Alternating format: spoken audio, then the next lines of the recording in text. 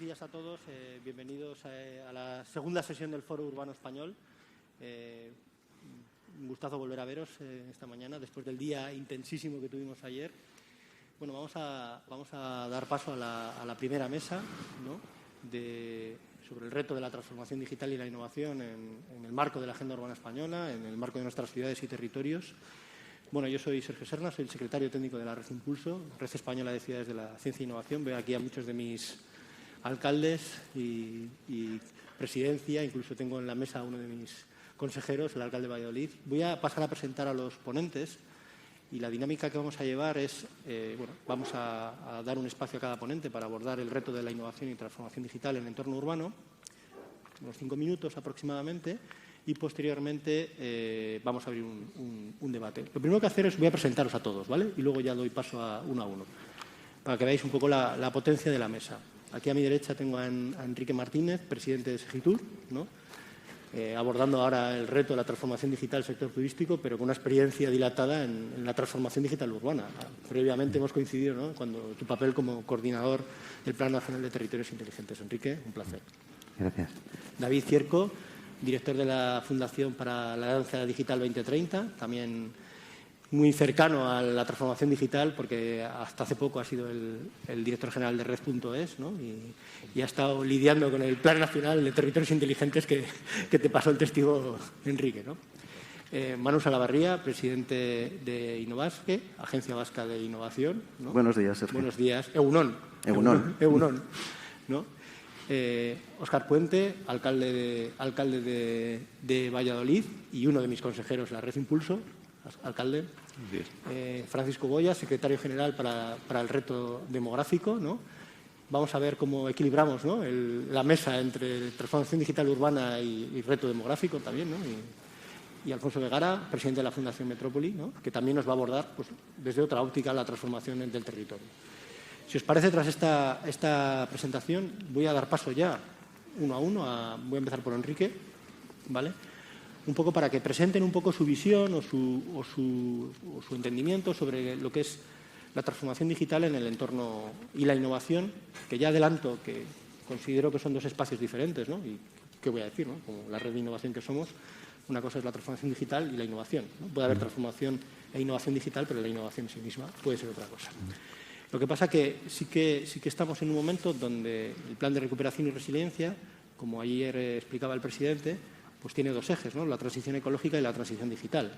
Y las ciudades pasan sí o sí por ser verdes y digitales, y los territorios. Entonces, yo, si os parece, ya a partir de ahora, Enrique, te doy paso y ya un poco, como os he dicho, 5 minutos y transmitir vuestra visión. Pues muchísimas gracias por la invitación. Es un ámbito muy grato para mí porque pocas áreas de la Administración ejemplifican también lo que es trabajar de forma coordinada como esta, ¿no? La Agenda Urbana que hoy nos convoca fue fruto de un proceso de consenso larguísimo. Admiro, por cierto, muchísimo a los funcionarios y las funcionarias que tuvieron la tarea de sintetizar lo que todos íbamos diciendo, que no siempre sería contradictorio. Un documento que tuvo muchas idas y venidas, pero que se enriqueció con las aportaciones de todo el mundo y, por tanto, eso creo que es el primer reconocimiento a la dificultad y a lo que se hizo, ¿no? En nuestra participación allí tuvo dos momentos. Uno, desde el punto de vista de las ciudades inteligentes, que llamamos los territorios inteligentes después, que ahí creo que la aportación que hicimos fue decir que el diagnóstico que circula normalmente entre consultores, organismos internacionales, etcétera, era falso y era incompleto. España, las ciudades de España no están sometidas a un crecimiento brutal por personas que vienen a fábricas que ya no existen y que eso planteará muchísimos problemas de suministros de agua, de espacio, de todo, que afortunadamente las tecnologías serán capaces de resolver, que era caricaturizando un poco lo que se decía por parte de Naciones Unidas y los divulgadores de aquella teoría. Al contrario, en España las ciudades decrecen en su mayor parte y envejecen, y las presiones que existen en el territorio no son las derivadas de la inmigración que venga a trabajar en las ciudades, sino de las personas que nos visitan, del turismo. Los miles de ciudades que hay en España, que pasan de 17, 20.000, 8.000 habitantes a 200, 300, 400.000. Quien tensiona tu territorio, quien tensiona tu capacidad de servicios públicos para darles a esa gente servicios, pues son las ciudades, ¿no? Y ese es el reto. Y en el caso concreto del turismo inteligente, pues era pasar esa reflexión a las especificidades que tiene atender a estas personas, a los turistas, que son quienes tensionan sobre los servicios públicos y cómo hacerlo, ¿no? ¿Qué cosas vinimos a decir, aparte de que el diagnóstico no estaba bien, ¿no? Pues que cuando hablamos de servicios públicos a los que atender, la visión, digamos, californiana viene de cuando San Francisco se queda sin alquileres y sin vivienda, y estos tipos consideran que haciendo que la tecnología puede resolver los problemas. Y lo que dice la ciencia política es que los problemas no existen, los problemas se definen, cada uno los define de una forma, el que logra que su definición gane es el que gana, y que la tecnología es una ayuda, no es en modo alguno la solución. Y en ese contexto, lo que en todos los ámbitos dijimos que había actores que estaban fuera del diagnóstico oficial. En el caso de las ciudades, ¿qué no se había tenido en cuenta? Que las ciudades, para sorpresa de ese mundo que venía hablando, tienen edificios, que nadie se había dado cuenta, nos dimos cuenta en España, tienen edificios las ciudades, ¿eh? Tienen puertos, tienen aeropuertos, tienen estaciones, y hay un sinnúmero de elementos de la ciudad que impactan en tus servicios públicos, pero no forman parte de tus servicios públicos. Por tanto, la visión tradicional, la visión que no se corresponda con el territorio, desconoce todo esto, y aunque tú optimices muy bien, digitalices muy bien, hagas muy bien las cosas en tus verticales, si primero no logras que tus verticales se comuniquen y tienes una plataforma de ciudad, las cosas irán mal, pero es que aunque tengas plataforma de ciudad y tus verticales estén trabajando juntos, tienes muchísimas cosas fuera que no forman parte y que te están impactando. Por tanto, hay que tener la capacidad de las ciudades para dialogar con sus edificios, sus estaciones, sus puertos, sus aeropuertos, las ciudades próximas y su entorno rural, que es algo que se ha desconocido, ¿no? Bueno, ese fue la parte de diagnóstico que nosotros tratamos de impulsar en el marco en el que se nos dio, y en el de los destinos turísticos inteligentes es lo mismo, porque al final es que hasta la ley canaria no se consideró siquiera que los destinos, los municipios tuvieran algo que hacer en turismo, a pesar de que eran quienes regularmente lo hacían. Y lo que ha venido ampliándose es que, frente al mundo conceptual del turismo tradicional, que es puramente de receptivo, los hoteles, los aviones, los alquileres de coches, todo eso es muy entrañable, pero es una parte del tema. Porque el grueso de la experiencia y de la satisfacción de los visitantes con el destino, de los turistas, es la gestión pública, eso es el 50% según todos los estudios, y luego hay un sinnúmero de pymes que dan soporte, que dan a la experiencia real del turista, que tampoco estaban en la ecuación. Ya decidimos, ¿qué digitalizar en todo esto? Pues se digitaliza después de tener un diagnóstico, después de tener unas preguntas correctas. Digitalizar no es comprar maquinitas, sino ponerlas al servicio de descomponer qué procesos tienes, y aquellos procesos que sea útil digitalizar, los digitalizas. Y en eso estamos. ¿Qué tienen que hacer las ciudades? Pues identificar en cada sitio qué problemas son más urgentes y ponerlos en marcha. Bases que tienen que tener, porque si no es imposible avanzar: una buena administración electrónica antes de tener cualquier cosa, antes de tener después políticas de ciudad, políticas de turismo, y luego empezar a meterse en estos temas. En turismo nosotros, en ciudades ya he dicho que el reto son estos: los edificios, los puertos, los aeropuertos, el entorno próximo. Hemos hecho un buen número de normas y estamos sacando otras el día 13 de este mes desde el Comité Técnico de Normalización 178. Hicimos la norma de plataformas, que es una norma española que adoptó Naciones Unidas. O sea que hicimos bastantes cosas. Y en turismo, que también hicimos algunas normas nacionales en UNE, hemos identificado en un grupo de discusión con todo tipo de destinos, que lo hemos publicado hace poco, los retos a los que se debe responder en la ciudad. Entre otros, algunos como los flujos de turistas que se mueven por la ciudad, que ahora mismo eres capaz de dibujar dónde está la mancha, por así decirlo, pero no eres capaz ni de relacionarte con la mancha ni de gestionar la mancha. O sea, ¿cómo puedes mover eso, ¿no? Entonces, al servicio de ese diagnóstico es en el que tiene que entrar la tecnología y la digitalización, que es hacer cosas en ámbitos que sean relevantes, no comprar cosas, y hacerlo sobre la base de unas métricas. O sea, ¿qué voy a lograr con esto, ¿no? Y yo creo que en ese debate hacer cosas útiles en el marco de un diagnóstico es en el que estamos. Gracias, Enrique. Nos ha hecho un contexto, ¿no? El papel previo que tuviste, ¿no? del Plan Nacional, pues nos da un contexto. David, desde tu doble experiencia previa y tu situación actual, ¿qué nos puedes contar sobre el reto de la transformación digital? Sí, buenos días. Si me permites, me voy a levantar. Sí, por supuesto. Me encuentro más cómodo ahí, de pie, que si no queda un poco todo muy estático. Bueno, primero agradecer al Ministerio, a UN Habitat, la organización de este evento. Por supuesto, saludar a las autoridades, secretario general, alcalde, compañeros de mesa, alcaldesa Nuria Marín de Hospitalet, muchísimas gracias por estar aquí. Directora general, encantado de estar todos con vosotros. Os quería comentar primero, ponerlo un poco en contexto de lo que está sucediendo, ¿no? Entonces, yo creo que es importante entender que la digitalización, que antes se veía como una oportunidad, y por ese antes estoy hablando hace 20 años, que son los años que le llevo dedicando yo a ahora es una necesidad. Y no es una necesidad, como ha puesto, digamos, de alguna manera en evidencia la pandemia, que sí, sino porque el mundo está cambiando. Y yo creo que este es el mensaje que yo quería lanzar en esta, digamos, primera breve intervención. El mundo está cambiando. Nosotros, en la Fundación Alianza Digital 2030, que nos dedicamos a impulsar una sociedad digital sostenible, justa e inclusiva, identificamos, digamos, 3 factores que están haciendo que cambie el mundo, que es la convergencia tecnológica, que es de lo que estamos hablando hoy aquí, todos, por supuesto, el cambio climático y la globalización. Son 3 fuerzas muy poderosas a las cuales tenemos que dar respuesta. Y las tenemos que dar respuesta porque es el momento que nos ha tocado vivir, y si no le damos respuesta, pues en el caso de las ciudades y de los ayuntamientos, pues van a sufrir a la hora de prestar servicios a sus vecinos y vecinas, y los países, las empresas, de igual manera, ¿no? ¿Cuál es el cambio que se está produciendo? Bueno, en el año 1995 nace el Internet comercial. Estamos hablando ya hace más de 25 años, que es una fecha muy importante, porque se produce una convergencia, digamos, entre lo que son los ordenadores, por decirlo de una manera sencilla, y las redes de telecomunicaciones. Entonces, capacidades que solo tenían grandes empresas, digamos que de alguna manera se empiezan a trasladar al hogar. En el año 2004 nace la web 2.0, la que es la web más interactiva. En el año 2007 Apple presenta el iPhone, es decir, que lleva la Internet a la movilidad a cada uno de nosotros. En el año 2012 Facebook ya tenía 1.000 millones de usuarios, ¿de acuerdo?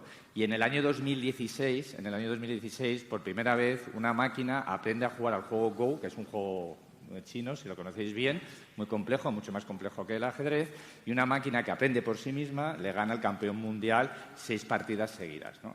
Entonces, digamos que el proceso de cambio es imparable, pero es que ahora estamos en un momento de doble importancia. ¿Por qué? Porque no solo es que estén, digamos, desarrollándose nuevas tecnologías, sino que estamos pasando de lo que se denominaba la Internet de las personas, que nace en el 95, como os lo he comentado, a la Internet de las cosas y las máquinas, ¿de acuerdo? Que es lo que os he comentado cuando una máquina gana al campeón del mundo de Go.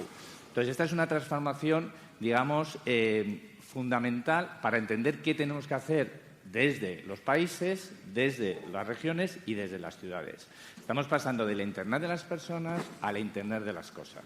El 40% del tráfico ahora mismo a nivel mundial es máquina a máquina. Es absolutamente inabarcable a nivel humano. Este tráfico, obviamente, se basa en datos y es sobre el cual se va, digamos, a construir las respuestas que tenemos que dar a todos los niveles, digamos, desde los países, desde las regiones y desde las ciudades. Entonces, estamos pasando no solo a la economía del dato, sino a la sociedad del dato. ¿Cómo se aterriza esto en el ámbito de las ciudades? Bueno, pues ¿cuántos datos producen las ciudades día a día? ¿De acuerdo? Pues miles de millones de datos se producen. Entonces, las ciudades que sean capaces, digamos, de asimilar estos datos, de utilizar estos datos y de ponerlos al servicio de la ciudad y de los ciudadanos, serán las que presten buenos servicios. ¿Están las ciudades en competencia? Pues digo, bueno, yo presto servicios en mi ciudad, en Valladolid, el alcalde presta los servicios, no compite con nadie, porque los servicios públicos locales los presta el alcalde. Bueno, pues no, está el sector privado, ¿no?, que también está prestando servicios a través de distintos, digamos, aplicaciones de movilidad y todo tipo, ¿no? Entonces, la ciudadanía está acostumbrada ya a relacionarse, digamos, con el sector privado y con otras instituciones de una manera muy ágil y muy personalizada. Y ese es el gran reto que tienen las ciudades. ¿De acuerdo? Estaba Enrique, que es el padre, por cierto, del Plan Nacional de Ciudades Inteligentes y que hay que reconocérselo. Es verdad que yo lo desarrollé en Red.es en la etapa que he estado ahí, pero digamos que son las ciudades las que tienen de alguna manera que utilizar toda esta capacidad para construir una relación personalizada con sus vecinos y vecinas y dar respuesta a sus problemas.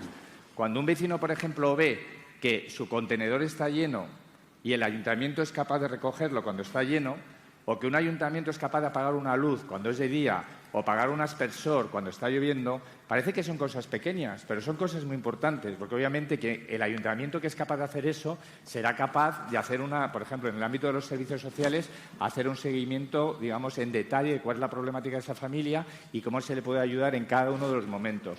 No digamos ya en la educación, en el ocio y demás. Las oportunidades son muchas, entonces hay que entender, y este es el mensaje, con esto ya termino, espero que no me haya pasado de los 5 minutos primeros, pero el mensaje que quiero lanzar: el mundo está cambiando, estamos pasando del Internet de las personas al Internet de las cosas, el dato, digamos, que es el centro a través del cual tenemos que construir, digamos, los servicios y los productos desde los ayuntamientos, y quien sea capaz de construir servicios a través de este nuevo entorno tecnológico, pues digamos que es que él dará mejores servicios a sus vecinos y sus vecinas. Muchas gracias. Gracias, David. Vamos viendo un continuo y vamos a cambiar, ¿no?, un espacio como es una agencia de innovación, ¿no?, una agencia de innovación, digamos, del País Vasco, un espacio, ¿no?, además público-privado ya, ¿no? Saltamos un espacio público-privado y Manu, cuéntanos un poco la visión que tenéis desde Innovasque de este proceso de transformación urbana, ¿no? Gracias, Sergio. Bueno, yo creo que hablar de innovación creo que lo debemos enfocar desde la situación que hemos vivido después de la pandemia. Hablar de innovación de la etapa pre-COVID creo que ya es un mundo pasado. Y a mi entender, la pandemia ha acelerado 3 fuerzas que, si bien ya venían de antes, ahora se ponen mucho más de manifiesto. En primer lugar, estamos en un mundo tremendamente interdependiente, un mundo interconectado, y los riesgos también están interconectados, y están interconectados a través de relaciones muy complejas. Lo hemos visto. Un riesgo medioambiental genera un riesgo sanitario, que genera uno económico, social, político e individual, con una intensidad completamente inusitado. Con lo cual, esto conlleva que las soluciones a aplicar van a ser soluciones de elevada dificultad y que deben ser abordadas con mente abierta y de forma altamente multidisciplinar. En segundo lugar, el segundo vector acelerado ha sido la velocidad. Si antes avanzaba todo de manera acelerada, ahora vivimos en una cultura basada en la inmediatez, con un tiempo escaso. Y, bueno, pues eso provoca que los líderes de esta transformación deben actuar también con mucha celeridad. El tercer vector, la complejidad. No solamente vivimos en un mundo interconectado y veloz, sino que además tremendamente complejo. Además, es un mundo no lineal. Pequeñas perturbaciones pueden provocar grandes efectos. Y, por lo tanto, el mundo cambia y cambian las macrotendencias. Cambia la macrotendencia demográfica y social, no voy a entrar en ello, pero desde luego el envejecimiento se convierte en un tema prioritario.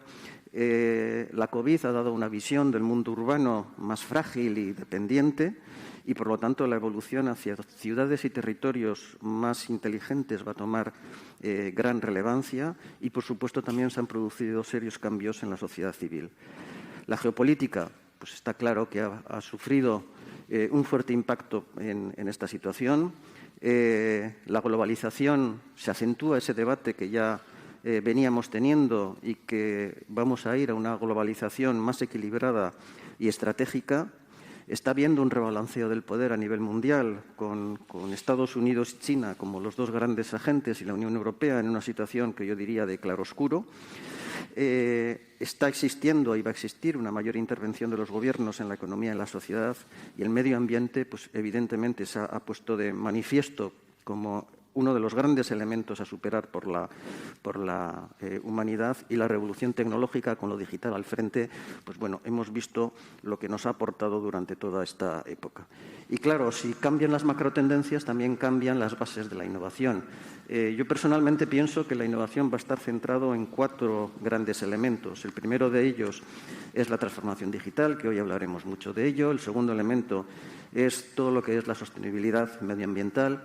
Y el tercer y cuarto elemento yo creo que son lo que debemos todavía poner más de manifiesto. El primero de ellos es el compromiso social de las empresas. Las empresas están evolucionando de estar basadas en el accionista a estar mucho más basadas en el accionista y todo lo que rodea a la empresa, y especialmente la sociedad. Y el cuarto elemento que se va a desarrollar en esta nueva innovación va a ser el elemento de la colaboración. La colaboración va a ser imprescindible. Hibridar soluciones, hibridar tecnologías, hibridar talento va a ser absolutamente imprescindible en esta época que se nos presenta.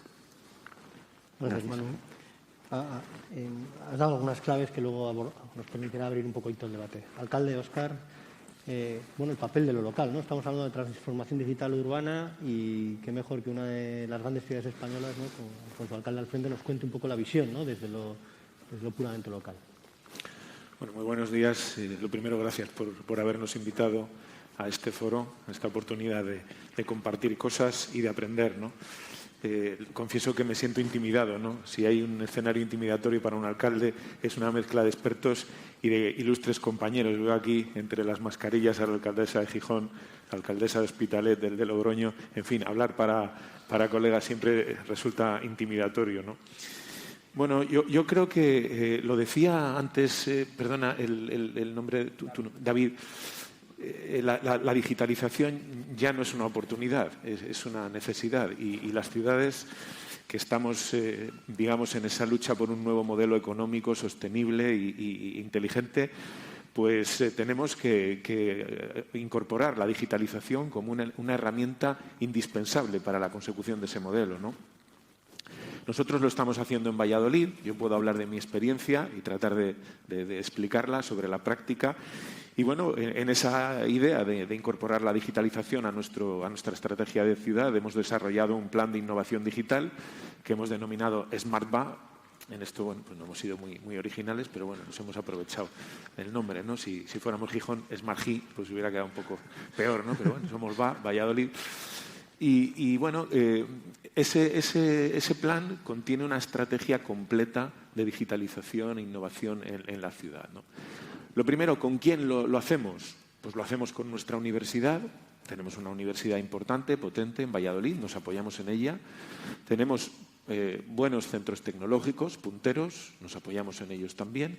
Y tenemos empresas. Y bueno, eso que se viene ahora a llamar colaboración público-privada, bueno, pues es una de las tres patas de ese plan, ¿no? Universidad, centros tecnológicos y empresas. La estrategia tiene unos principios inspiradores y uno por encima de todo, que es que la digitalización pues, debe ser humana. Hay que humanizar la ciudad inteligente, sin eso yo creo que nos equivocaremos.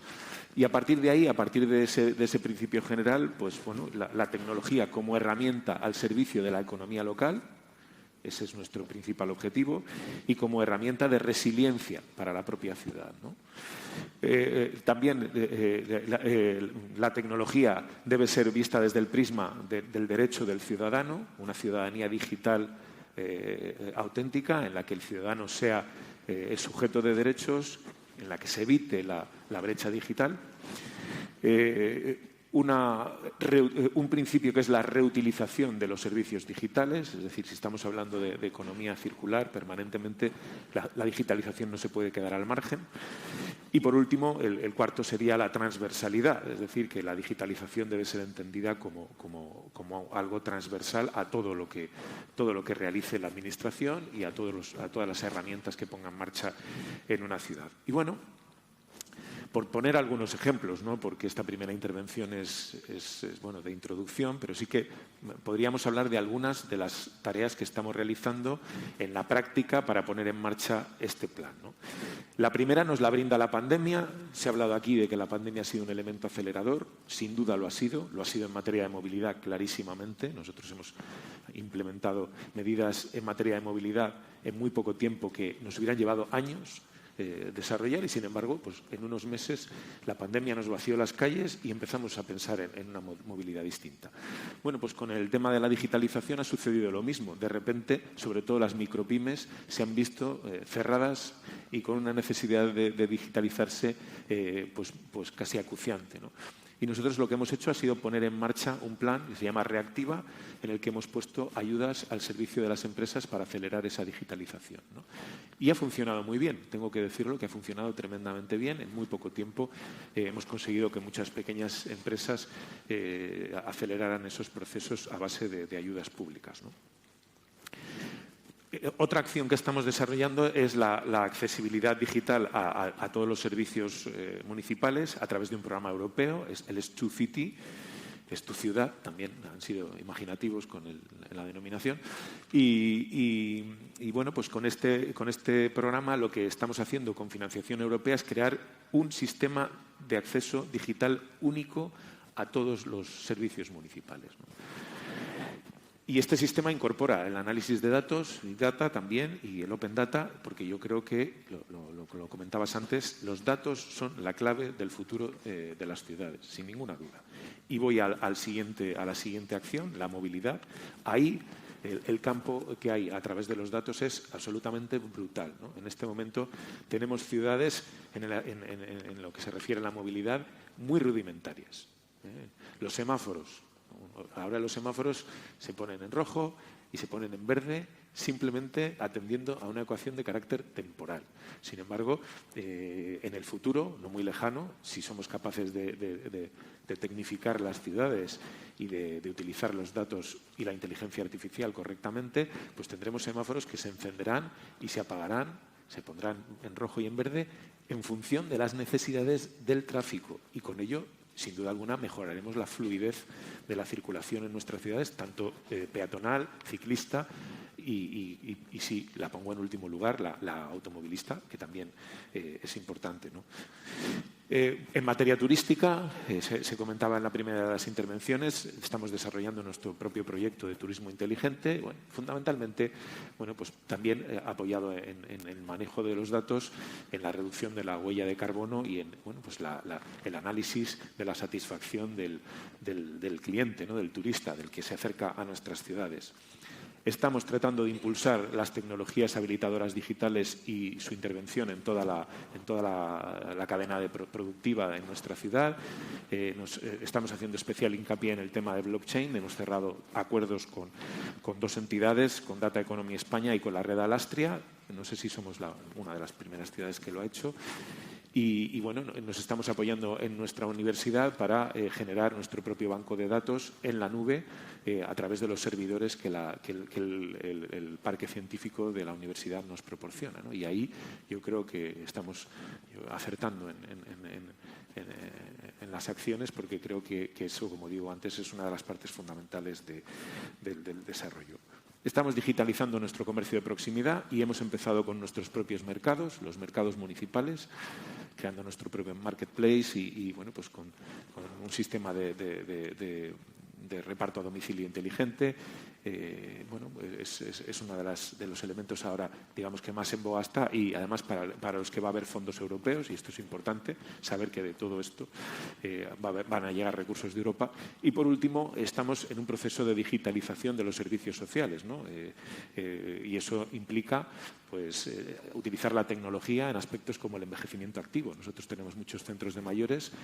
Los centros de mayores ejercen una función fundamental en el papel de preservar la autonomía de las personas, que es en las ciudades envejecidas a las que se refería el primer ponente, debe ser un objetivo prioritario. Es decir, los mayores tenemos que intentar que sean lo más independientes posibles hasta el último momento de su vida, y para ello la utilización de la tecnología en este momento es clave. El seguimiento a través de datos incluso de carácter médico que podamos hacer con el trabajo que estamos desarrollando en los centros de mayores es fundamental de cara a prolongar esa vida autónoma a través del ejercicio físico y del ejercicio mental, ¿no?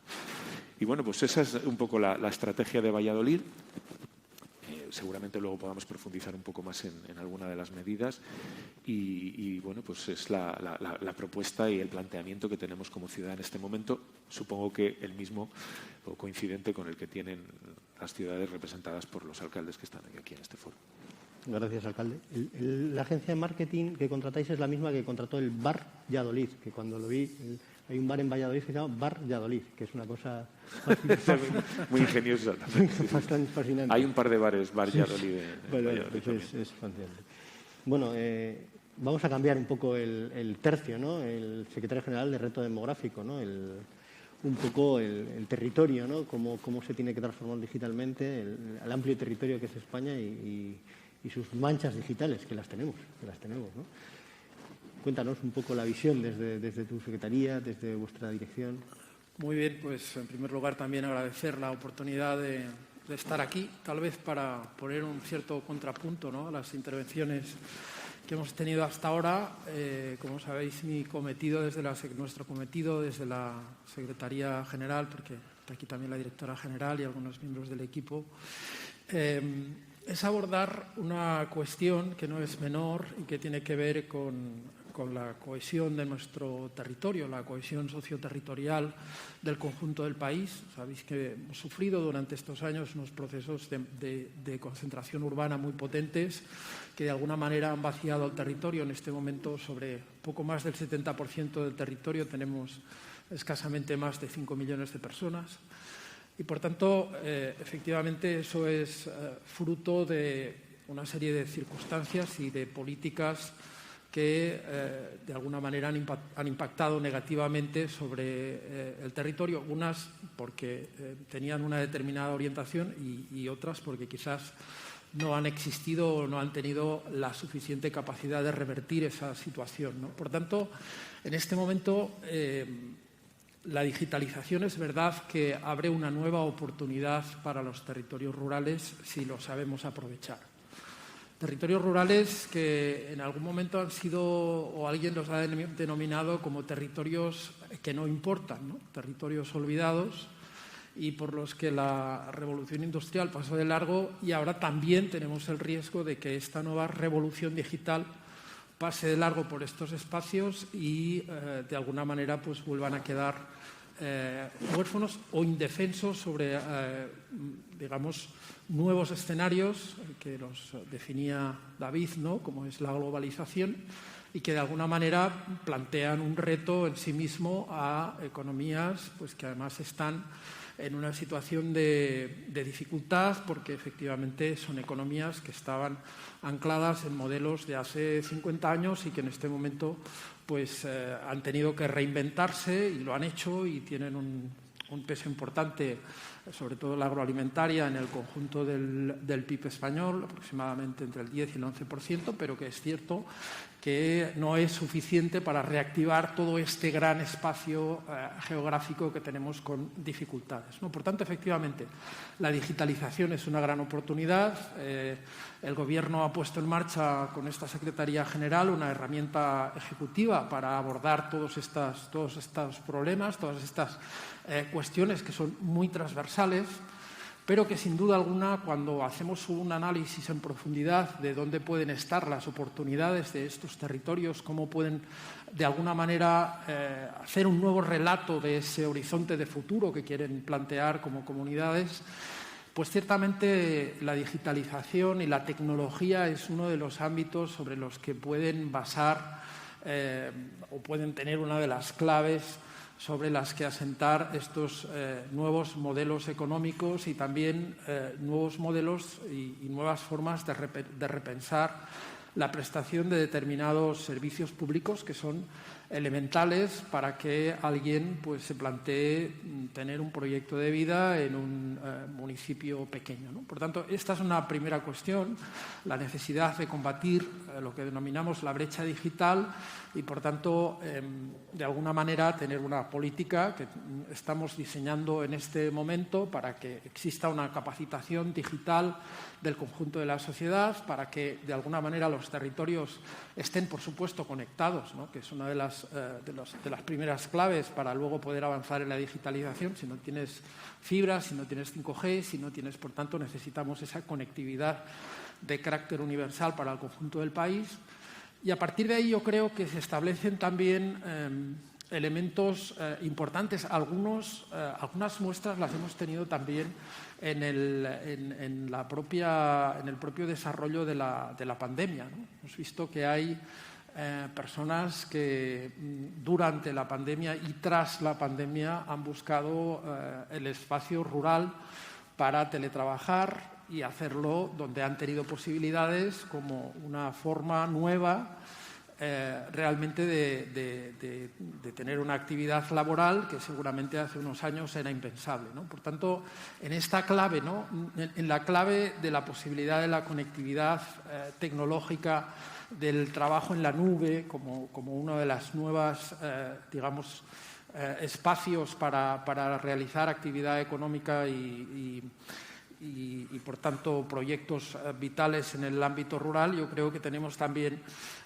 un espacio de oportunidad que nos va a permitir pues, que haya personas que busquen esa calidad de vida que tiene el espacio rural y que puedan hacer su trabajo perfectamente conectado con las ciudades, ¿no? Y aquí se establece también, yo creo, un diálogo que es muy interesante y que debemos ver cómo lo planteamos, que es ese diálogo entre lo rural y lo global y entre lo rural y lo urbano a la vez, ¿no? Yo creo que a veces este debate se plantea como una confrontación entre los espacios rurales y los espacios urbanos. Yo creo que eso es un error. Precisamente lo que nos va a permitir la digitalización es ese diálogo entre lo urbano y lo rural como una complementariedad territorial que además va a hacer también que las ciudades sean mucho más sostenibles y seguramente nos permita también replantear nuestra forma de habitar el territorio. Es decir, quizás ya no vamos a estar siempre en el mismo sitio de una forma permanente, sino que esa movilidad entre lo urbano y lo rural sea una realidad que nos acompañe en nuestra vida cotidiana, que al mismo tiempo, de alguna manera, esa aportación que pueden hacer los espacios rurales o el territorio en su conjunto, pues abre nuevas oportunidades también desde el punto de vista, por supuesto, del ocio, pero también desde el punto de vista de la calidad de vida, de la necesidad de estar en contacto con la naturaleza, de tener también algunos recursos que sin ese espacio rural vivo no podremos gestionar, ¿no? Estamos hablando de la necesidad de tener resiliencia en nuestros bosques para limpiar el aire de las ciudades, estamos hablando de generar energías alternativas para tener unas ciudades más limpias. Pero eso es verdad que eso pasará en los escenarios del territorio, de lo rural, y por tanto aquí se necesita también establecer esas complicidades entre los dos espacios, ¿no? Entre el espacio rural y el espacio urbano, que yo creo, desde mi modesto punto de vista, y hay muchos alcaldes aquí, ¿no? Y en este caso sería también una sugerencia, ¿no? para aportar a este debate, que es muy importante que el alcalde deje de mirar ya el último barrio de su ciudad como su espacio de competencia y que empiece a tener una mirada amplia sobre el territorio, porque el liderazgo en las ciudades no se puede limitar estrictamente a lo que sucede dentro de ese espacio urbano, sino que tiene que ser un liderazgo sobre el conjunto del territorio y, por tanto, yo creo que esto la digitalización lo va a hacer posible. Es decir, vamos a poder establecer no solo el diálogo de aeropuertos, el diálogo de los edificios y una inteligencia para la vida cotidiana de la ciudad, sino también podemos ir más allá, podemos ver de qué manera nos estamos alimentando, de qué manera esa alimentación de proximidad de kilómetro cero nos ayuda a descarbonizar, nos ayuda a preservar la salud de los ciudadanos y, por tanto, establecer nuevas dinámicas que pueden generar muchas complicidades entre este espacio urbano y el espacio rural, ¿no? Por tanto, en este sentido, nosotros tenemos ya algunas políticas que estamos desarrollando y que tienen como objetivo esta digitalización del espacio rural, del conjunto del territorio, para garantizar que vamos a minimizar esa brecha digital, que vamos a conseguir que, de alguna manera, todo este nuevo escenario de cambio tecnológico sea también permeable para los espacios rurales y que, por tanto, haya una oportunidad para que el territorio no se nos quede como un territorio desierto, como un territorio vacío, sino que sea un territorio capaz de aprovechar las oportunidades, de aportar al conjunto del país y de la sociedad todos esos valores que he señalado hace un momento y que, por tanto, esto en sí mismo es un auténtico reto que solo podremos asumir si lo hacemos realmente con políticas de profundidad y con un sentido de país también, para que todos nos sintamos cómplices de que nadie quede atrás en este proceso de innovación y de cambio tecnológico. Gracias, Paco. Un momento. La Red Impulso, que estamos representados, se nos ha pedido, Teresa Riesgo, nuestra secretaria general, hemos creado un grupo de trabajo de políticas de innovación en reto demográfico. Yo creo que, entonces, están por aquí algunos de nuestros consejeros, porque somos una red que también cualquier municipio de cualquier tamaño puede entrar. Aunque solo somos 63, si tú tienes menos de 100 habitantes, puedes incorporarte a la red. Y nos faltan de ese tipo de municipios, que sabemos que los hay. Entonces, aprovecho que tengo porque las políticas de innovación, que en las 110 medidas de reto demográfico aparecen un apartado específico sobre políticas de innovación desde nuestra Secretaría, desde nuestro Ministerio. Ciencia e Innovación nos ha dicho, oye, aquí nos tenemos que meter. Tenemos que apoyar desde Ciencia e Innovación este reto país, ¿no? Aprovecho para decir que estamos todos en el mismo equipo, ¿no? Voy a pasar al último ponente, a Alfonso, presidente de la Fundación Metrópoli, que vamos a cambiar, ¿no? Hemos hablado de una visión del territorio, ¿no?, como elemento transformador. Alfonso. No, muchas gracias de verdad por esta oportunidad de participar en este evento de transformación digital e innovación. Yo me voy a centrar más en los temas de innovación y territorio, que yo creo que es un tema fundamental también. Cuando uno analiza los factores que inciden en el desarrollo de las ciudades o que inciden en el desarrollo de los países, casi todos estos factores son factores móviles. Por ejemplo, las ideas son móviles. En este momento estamos aquí y casi en tiempo real en Asia pueden saber las ideas que se están lanzando aquí. Las ideas son móviles. Los recursos financieros se mueven más allá de las fronteras de los municipios o de los países. Por ejemplo, las materias primas, el petróleo, el agua, se mueve de un lugar a otro. Las personas se deslocalizan, las personas se mueven también, especialmente el talento es muy móvil a nivel internacional. Las empresas se deslocalizan. O sea, todos estos factores que inciden en la transformación de los territorios son móviles en una sociedad que es globalizada, abierta y que compite. ¿Qué es lo único que nosotros no podemos mover de un lugar a otro? Es nuestra ciudad, es nuestro centro histórico, es nuestro clima, es nuestro paisaje, nuestros hitos naturales, nuestros corredores ecológicos. Eso no lo podemos mover de un lugar a otro. Entonces, ¿cuáles son las políticas más inteligentes para ser únicos, para diferenciarnos en una sociedad globalizada, abierta y competitiva? Es la política local, es la política en el territorio. Entonces, por eso yo creo que es tan fundamental el hecho de que los territorios se doten de un proyecto de futuro. Y el magnetismo de los territorios es lo que va a permitir la atracción de talento, que en definitiva es la clave de la innovación. Las ciudades que van a tener éxito en el futuro no son aquellas que únicamente estén compitiendo por la atracción de industria o por la atracción de inversión o por la organización de eventos internacionales o únicamente por la atracción turística. La gran batalla entre los territorios a nivel mundial es por la formación, retención y atracción de talento. Porque el talento es la materia prima básica de la economía del siglo XXI y con talento se puede producir la innovación.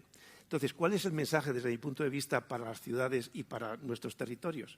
Pues que a través de un proyecto de ciudad podemos conseguir crear el magnetismo para hacerlo atractivo, para personas, para proyectos innovadores, para iniciativas, para instituciones que puedan ver ahí una forma de desarrollo. Entonces, la gran diferencia que yo veo entre unas ciudades y otras, en este contexto abierto o competitivo, es que hay ciudades que tienen proyecto y hay ciudades que no tienen proyecto.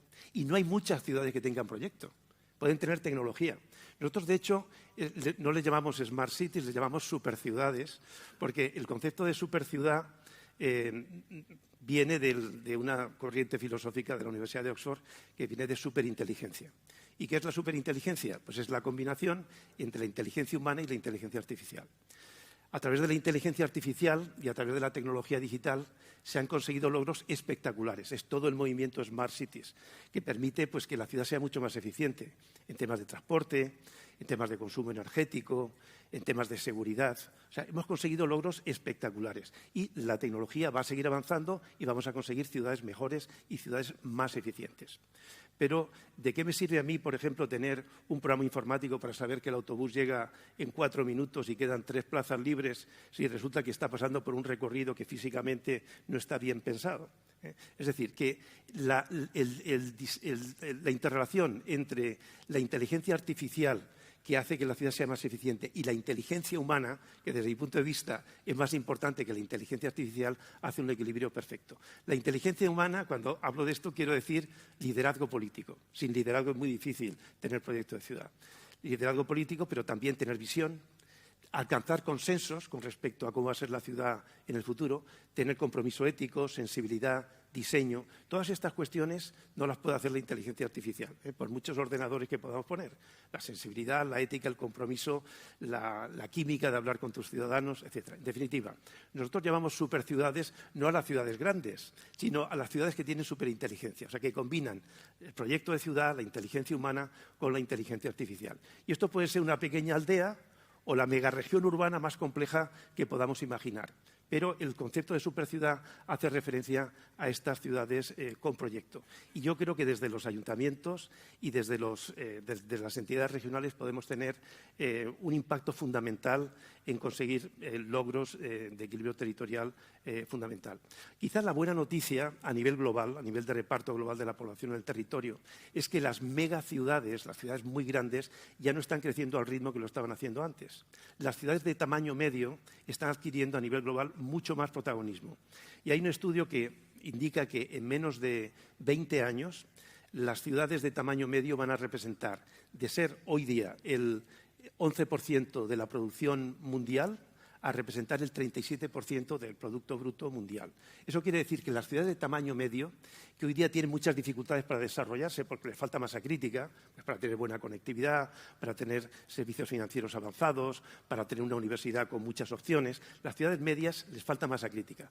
La única opción que tienen las ciudades medias para ser relevantes en un contexto globalizado, abierto y competitivo es colaborar unas con otras, creando sistemas urbanos o creando lo que nosotros llamamos diamantes territoriales, estructuras territoriales policéntricas, donde uno pueda vivir, trabajar, divertirse, aprender, tener opciones culturales en un entorno mucho más variado. Y eso va a permitir lo que antes señalábamos de no pensar solamente en la ciudad dentro de nuestro término municipal, sino en un entorno funcional amplio y en un entorno ecológico coherente. La delimitación ecológica y la delimitación funcional nos da unas referencias fundamentales para el diseño de los territorios. Y a través del proyecto de ciudad se puede producir la innovación. Nosotros no podemos innovar en todo, en cada municipio. La clave es saber cuál es tu proyecto de ciudad, cuáles son tus componentes de excelencia, cuáles son tu identidad, tu singularidad, tus aspiraciones. Y a partir de ahí poder definir un proyecto de ciudad que tiene que ver con los clústeres productivos, que tiene que ver con el diseño físico de la ciudad, con la forma de vida, etcétera. Y yo por eso creo que la innovación está muy ligado a que tengamos proyecto de ciudad. Cuando una ciudad tiene proyecto es mucho más fácil que canalice su energía, tanto el sector público como el sector privado, en una determinada dirección, y eso marca la diferencia. Hay una cuestión que recientemente comentaba Maimuna es la directora ejecutiva de ONU Habitat, comentaba diciendo, visitando alcaldes por el mundo y visitando líderes me doy cuenta que muchas ciudades no reciben $1 billón de dólares de inversión porque no son capaces de disponer de $1 millón pues de recursos para poder definir un proyecto de ciudad. Y sin proyecto de ciudad es muy difícil tener el magnetismo para captar talento, para captar inversión, para captar proyectos que puedan realmente transformar la ciudad. O sea, yo el mensaje que quería transmitiros desde la experiencia de la Fundación Metrópoli es que a través de un proyecto de ciudad se puede producir magia, se pueden producir transformaciones increíbles en el territorio y, por supuesto, la tecnología va a jugar un papel fundamental. Muchas gracias, Alfonso. Bueno, yo creo que hemos contextualizado, ¿no? Y bueno, he anotado unas cuestiones voy a intentar lanzaros unas preguntas. Vamos a intentar generar un poco de ruido, ¿no? Porque para eso estamos aquí. Entonces, pero sí que voy a coger el último mensaje, Alfonso, y hablabas de proyecto de ciudad, ¿no? Y un dato que esta mañana lo comentábamos en el desayuno. Hay muchos alcaldes, alcaldesas, concejales, muchos amigos, pero voy a decir una cosa, que esto igual siempre son las mismas caras, los mismos alcaldes, las mismas alcaldesas, los mismos directores. O sea, en este foro veo aquí alcaldes que, por escrito o sin escrito, hay un proyecto de ciudad, no voy a nombrarlos, pero más o menos son, hay 8.000 ayuntamientos en España, hay creo que más de 300 ayuntamientos de más de 50.000 habitantes, ¿no? Y concentramos a esos ayuntamientos, si nos ponemos aquí en la mesa, de corrillo nos salen 50, 60 ayuntamientos que siempre están en los mismos foros, que son los que tienen esa idea, esa orientación, ese proyecto. Nos falta capilarizar cierto tipo de cuestiones. Cierto tipo de cuestiones que, si nos vamos a comentarios de los ponentes, ¿no? Decía Enrique, para poder crear un proyecto de transformación digital tenemos que tener una administración digital ágil, ¿no? Bueno, pues si tú miras en España qué ayuntamientos tienen una administración digital ágil, son los que están aquí, más o menos, ¿no? Coinciden, ¿no? Si miramos unos proyectos que estamos hablando sobre un proyecto, ¿no?, de sostenibilidad, pues sabemos qué ayuntamientos son. Con un compromiso social, no estábamos hablando. Pero hay una cosa que habéis nombrado todos habéis nombrado, que estamos hablando de transformación digital, pero la transformación digital pasa por las personas. Y si hablamos de la parte dentro de la administración, de la transformación digital, dentro del proceso de la administración local, que luego lleva a la capa de servicio, ahí tenemos un problema.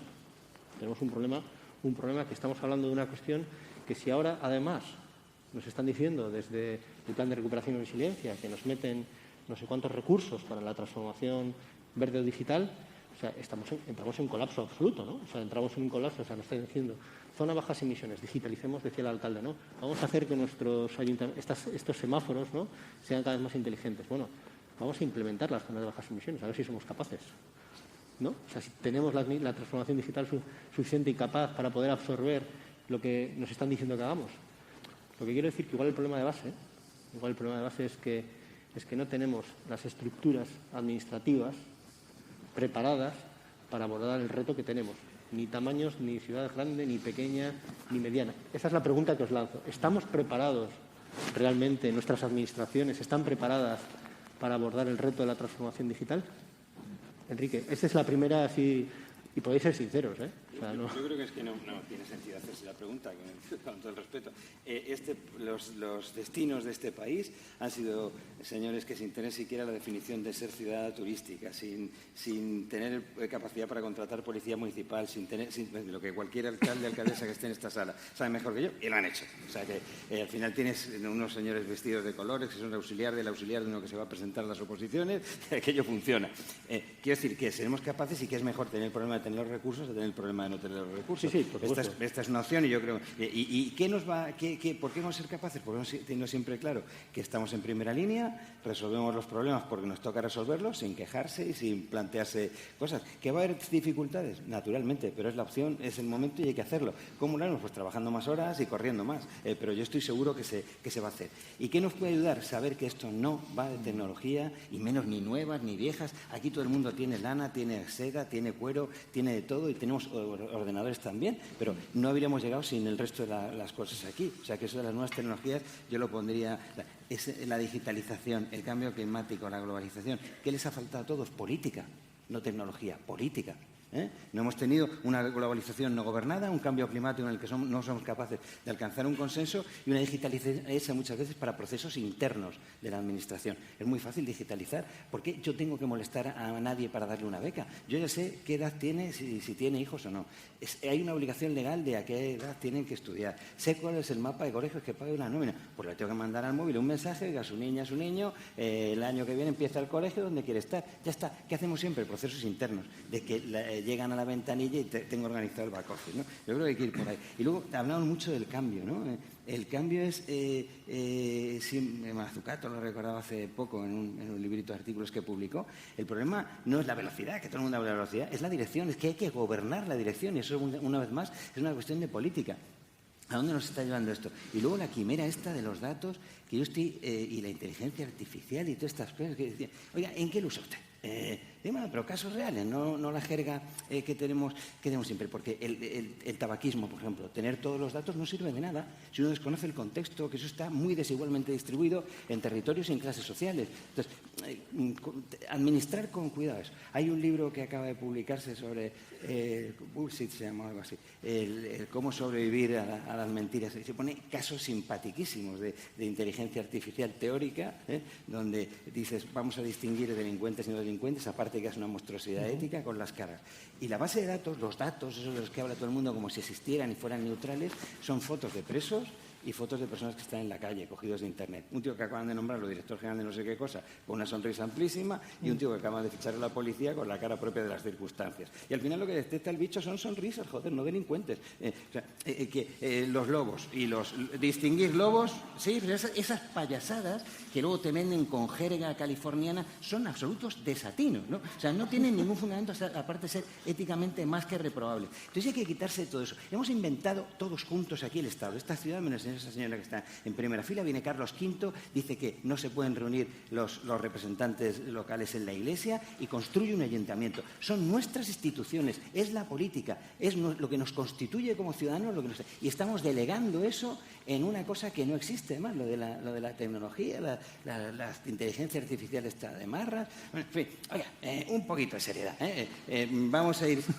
sí, digo esto con todo rigor, no estoy diciendo nada. El conjunto de datos con el que se alimenta la inteligencia artificial, el que quiera leer algo de esto por salirse de la jerga californiana, un número de revista de Occidente hace poco, unos articulitos muy sencillos, ¿qué es eso de las redes neuronales? El sí, el no, lo que está pasando por ahí, cómo alimenta. ¿Qué errores tiene eso en función de los datos que le metas? ¿Cuántos de las fuentes de datos están sesgadas, son erróneas? En fin, y salen absolutas desatinos. Por ejemplo, correlaciona perfectamente la edad de Miss América con el número de accidentes con planchas de vapor en el estado de Washington. Joder, pues eso estoy casi seguro que no tiene nada que ver, pero correlaciona. En cosas menos claras, cuando hace uno eso del Big Data, pues pueden meter la pata, ¿no? Entonces, yo creo que todos los que estamos aquí, que todo el mundo desarrolla problemas complejos, atiende a sus comunidades, con y sin competencias, con y sin medios, será capaz de hacerlo con medios y tendrá un apoyo final en cualquier cosa, también en esto de la inteligencia artificial. Pero hay solo 5, el libro de Mumford o cualquier otro, es que ¿cuántas plantas que tengan cafeína más hemos descubierto desde la edad de hierro hasta aquí? Pues ninguna, coño, no seremos tan listos. Es decir, ¿qué gente que ha venido antes que ha hecho muchísimo porque nos podamos estar sentados aquí? El mero hecho de estar sentados, tener edificios públicos, ¿de dónde viene? No lo ha inventado nadie. Estos tíos inventaron las ciudades inteligentes en algo que todos los alcaldes y alcaldesas se pondrán en el disco de risas en San Francisco, los californianos estos, cuando hunden la ciudad. Cuando no es posible encontrar alquileres, dicen, no, vamos a construirlo. Y hacen una cosa que cualquier alcalde se estallará de risa ahora. ¿Cómo? Partiendo de una ciudad de cero. Dios, hombre, claro, majete. Partiendo de cero lo hago yo también. El problema es que Dios nuestro Señor, es el chiste de los ingenieros, hizo ya el mundo y ahí vas instalada, ¿no? Y luego, terminaría diciendo que lo necesitamos no es tecnología, son políticas públicas, incluida una que empiece a regular la tecnología. No sabemos por qué se ha caído estos días una cosa que utiliza mucha gente, no lo sabemos. Estas empresas de publicidad que dicen que son empresas tecnológicas, que han hundido la prensa libre, quitando los anuncios, que han hecho sus daños también. Aparte, bueno, pues eso tiene que ser regulado, y lo mismo que Visa te cobra un 0,2 o un 0,3, pues no puede ser que un hotel le cobren el 12, el 24 o el 30, porque están llevando el 70% de sus beneficios. Y encima hablando bien de ellos, ¿no? O sea, es lo último. Siempre que coincido con Enrique me lleva a su terreno. Mi pregunta era mucho más sencilla. No, simplemente estaba preguntando, ¿no? si comparto parte de lo que dice. Sí que hay un problema de datos, o sea, es decir, confundimos muchas veces, hablamos de Big Data, inteligencia artificial, y hay muchas veces que la gente directamente no sabe lo que es. Exactamente. Y la meta de la gente es decir, mira, Majete, ¿tú qué dices que esto? ¿Me dices las 10 últimas veces que has trabajado con esto? Tiempo, hombre, ya está bien. No. Hace poco en turismo una cosa magnífica aquí en Sevilla para distinguir la satisfacción de los clientes, ¿no? Y lo hacían con la cara, ¿no? No sé qué cosa. Al final resulta que los orientales están siempre mucho más satisfechos con los servicios y que si te daba el sol también estaban más satisfechos. Bueno, bien, en fin. Yo la pregunta, y voy a ser, como Enrique tiene y David está aquí también, y me aprovecho un poco sobre los comentarios, y seguramente luego algún alcalde. Yo la pregunta iba más en este sentido. O sea, los recursos humanos de la administración pública local son limitados, y en algunos casos pues pueden estar poco preparados para absorber un cierto tipo de tecnologías. Iba por ahí la pregunta que puede ser. A eso entramos también, que nos encontramos en una situación de colapso producido por la pandemia, pero que ahora nos inyectan ese dinero, que es bueno en sí mismo, ese concepto, ¿no?, de inyección natural. Pero os pongo un ejemplo, David, y os pongo un ejemplo por dónde voy los tiros. Habéis hablado del Plan Nacional de Territorios Inteligentes, lo conocéis muy bien. Se está licitando en este momento, no solo desde la Administración General del Estado, sino desde muchas administraciones locales, se están licitando proyectos de transformación digital del periodo 14-20, porque los tiempos son, y ahora irrumpe un nuevo recurso muy importante que nos puede ayudar a mejorar nuestros servicios públicos, porque el objetivo es eso, en definitiva. Y nos encontramos con un problema de base, que es lo que yo intentaba llevar, que Enrique me ha llevado a... que nos encontramos con un problema de base. Sí, nos llevamos... O sea, cuando yo pregunto ¿estamos preparados? O sea, la pregunta es, o sea, ¿podemos absorber o tenemos que buscar una fórmula nueva, digamos, para poder absorber? Porque ayer en los foros en los debates estaba una fórmula donde podamos incorporar esos nuevos servicios, esas nuevas soluciones. Igual tiene las respuestas la política, sin duda, pero bueno, es un acuerdo. O sea, ¿de qué forma podemos responder a este reto en esta situación de colapso? Yo me callo ya por responder a tu pregunta. No, paso a David para no sé si se podrá resolver o no, pero lo que es claro es que esto se resuelve con política y no con un ordenador que gaste los fondos, eso casi seguro. ¿Qué decimos por aquí el resto de ponentes ¿no consideráis el reto de la transformación dónde está? Sí, bueno, te agradezco la pregunta porque al final, claro, es tan importante el qué, el cómo y con quién, ¿no? Claro. Y quién lo hace, ¿no? A mí me encanta que acaba de entrar aquí en la sala Carlos Martínez, el alcalde de Soria, amigo, porque me retrotrae a otros tiempos cuando él todavía no era alcalde, ¿no? Que fui a Soria ahí a visitarle, ¿no? y que me contara su proyecto y me recuerda cuando yo era director general en Industria entre el año 2006 y 2010, que pusimos en marcha el Plan Avanza, ¿te acuerdas, Carlos, que lo comentábamos? Ahora explicaré por qué hablo de Carlos. Y nos dijeron las asociaciones empresariales que desde la Administración era imposible poner en marcha un plan de transformación y de innovación de país, que lo tenían que hacer las empresas. No os lo dijeron tal cual, tengo nombres y apellidos y demás. Bueno, cuando llegamos nosotros, en el 2004, había fracasado el España.es, el Info21, que son los dos grandes proyectos, digamos, que había anteriormente por el gobierno anterior, y nosotros pusimos en marcha el Plan Avanza. Al final, pues esto es como todo en la vida, ¿no? Con lo que tienes trabajas, ¿no? Y haces que las cosas sucedan. Entonces yo no me voy a quejar nunca, ¿no? Es como, no te puedes quejar, ¿no? Hay un entrenador de fútbol que está todo el día quejándose de su equipo. Bueno, pues vete o no sé, ¿sabes? Con lo que tienes trabajas y consigues los objetivos. Yo creo que es muy importante lo que se ha comentado aquí, lo de estrategia y liderazgo, ¿no? O sea, estrategia y liderazgo, que por cierto, que aquí nuestro amigo Enrique también fue como padre del plan de convergencia, que luego se denominó Plan Avanza, es que somos muy mayores. Y he citado yo a Carlos porque al final es, oye, vamos a hacerlo de manera colaborativa, entre distintas administraciones, y lo vamos a hacer entre el sector público y privado. Y el Plan Avanza, que al final ejecutamos 6.000 millones de euros. Casi 7.000. Casi 7.000, pero y tú, y estabas bastante firmado, solo en el mundo. Sí. Firmados, que movilizamos 12.000 millones de euros, que pasamos de 4 millones y pico de internautas a 20 millones de internautas, que la velocidad media pasó de 256K a 3 megas, y la cobertura, Paco, la cobertura en población pasó del 45% al 98%, que se lo dije en ese momento al asesor del presidente del gobierno económico en Moncloa, y me dijo, no me lo creo. Bueno, pues nada, no vamos de persona a persona a ver, porque la verdad que era increíble. ¿Y cómo se hizo? Con un plan, con un liderazgo político, con un plan y estableciendo colaboraciones, y donde no llegó la Administración General de Estado llegaron los ayuntamientos, y donde no llegaron los ayuntamientos o no llegó la Administración General llegaron las empresas, y donde no llegan las empresas, las asociaciones empresariales. Entonces, esto es lo que digo, la transformación digital de la que estamos hablando tanto y que está tan manida, la inteligencia artificial y demás, requiere una unidad de gestión, administrativa. Y aquí, oye, la mala noticia, el reto es muy, muy importante. La buena noticia es que para mí, no sé si es la unidad de gestión principal, pero una unidad de gestión protagonista son las ciudades, que abran espacios colaborativos, igual que se hizo desde el Plan Avanza, con distintos, digamos, colectivos, empresas, asociaciones, y obviamente con el funcionariado. Y al funcionariado, hombre, si tienes una estrategia, porque los funcionarios también pueden aprender y entras en colaboración, sector público-privado, las cosas suceden. Y ya termino.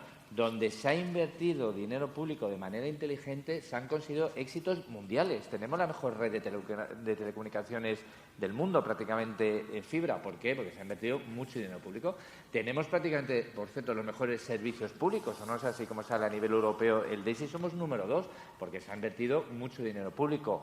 Estamos regular en talento, estamos regular en pymes, porque trabajar con personas y con pymes es muy difícil desde la Administración General del Estado, y no se ha invertido, creo, de manera inteligente.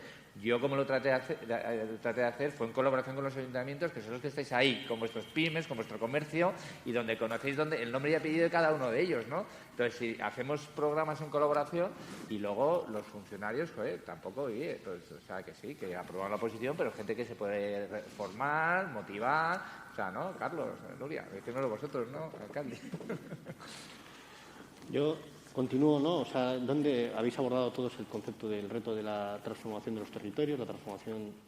Sí que yo creo que tenemos que separar, ¿no?, el concepto de lo digital de la innovación. Las políticas de innovación a veces van unidas y a veces no. O sea, no es necesario que esas políticas a veces van de la mano y a veces no necesariamente. O sea, puede haber innovación en lo digital y hay innovación en muchos campos, ¿no? En el campo del urbanismo, en el campo de la relación con los ciudadanos, en muchos entornos.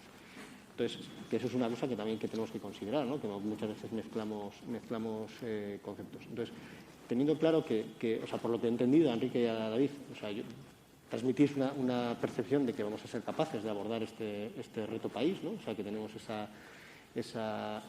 capacidad, ¿no?, para poder abordar ese reto país.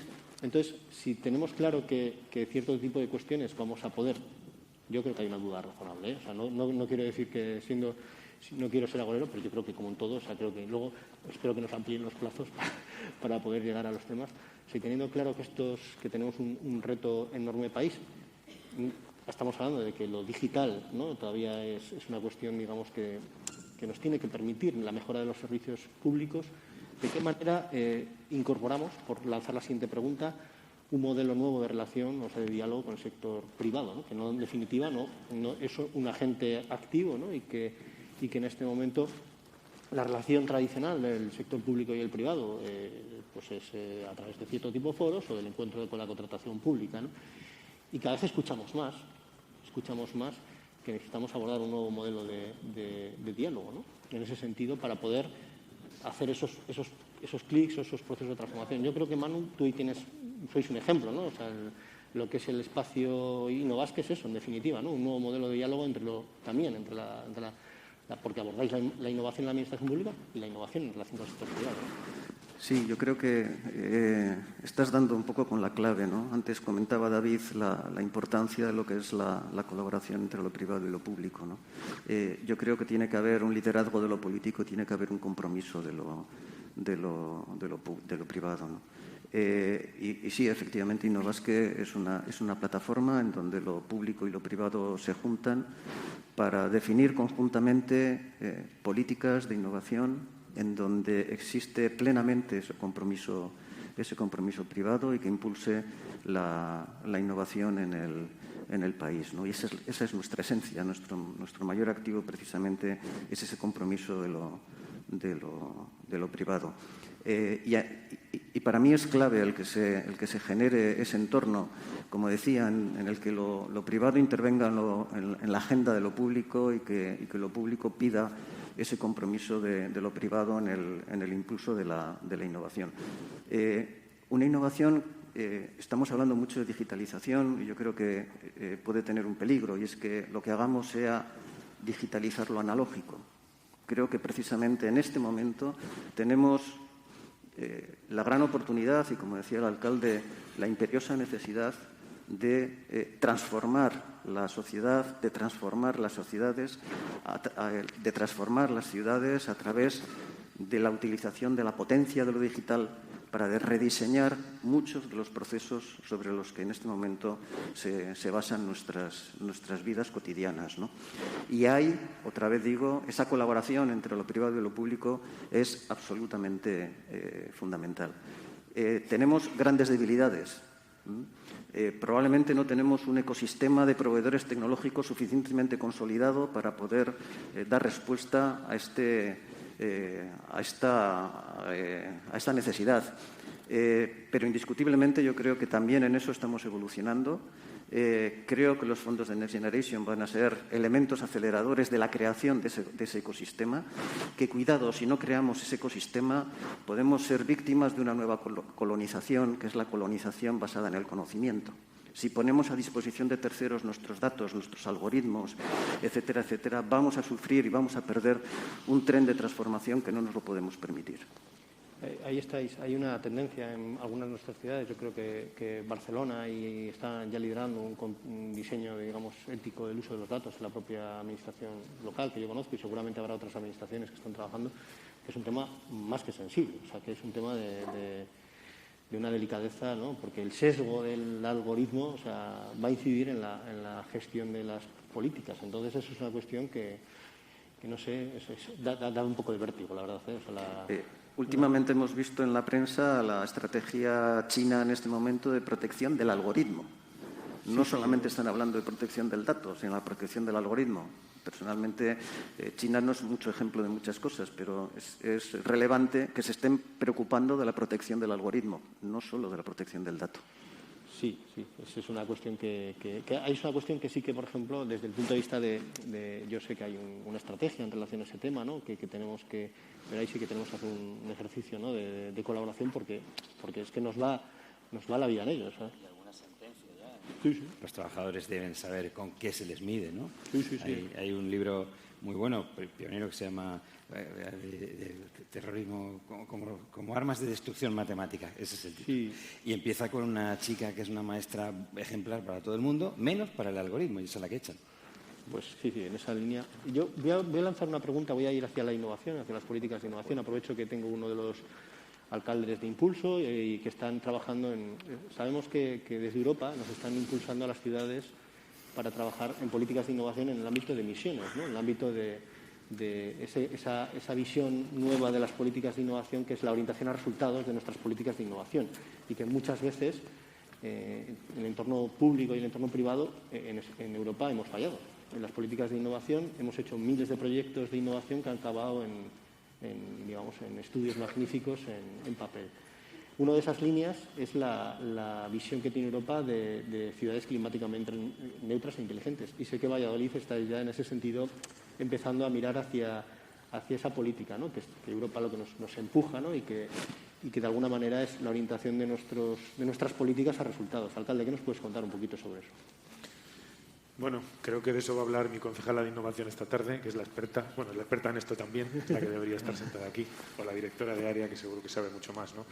Pero sí, bueno, en materia de cambio climático y demás, nosotros, en este aspecto somos una ciudad muy ambiciosa, la primera, creo, de España que firmó el compromiso de emisiones cero en edificios en el año 2050 y bueno, estamos desarrollando cantidad de acciones, algunas de ellas de la mano de la Unión Europea y con proyectos europeos en esa dirección, pero me vas a permitir que, ya que tengo la oportunidad de hablar, ponga encima de la mesa lo que me parece que han sido las cuestiones claves que he escuchado hoy aquí, ¿no?